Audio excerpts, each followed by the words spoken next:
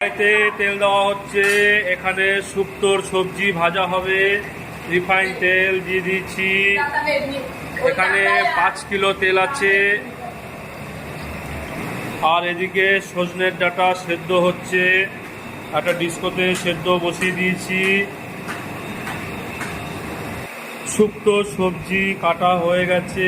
এখানেই সব ধুয়ে রেখে দিয়েছি। এখান থেকে নিয়ে এখন ভাজা হবে। তেল গরম হয়ে গেছে।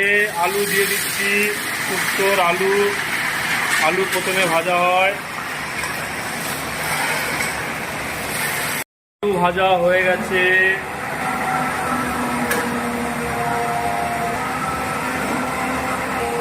এবার পেঁপে দিয়ে দিচ্ছি।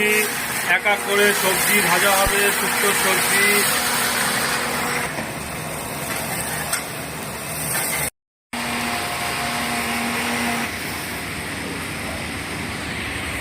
শুক্তোর সবজি সব ভাজা হয়ে গেছে। ভাজা কমপ্লিট।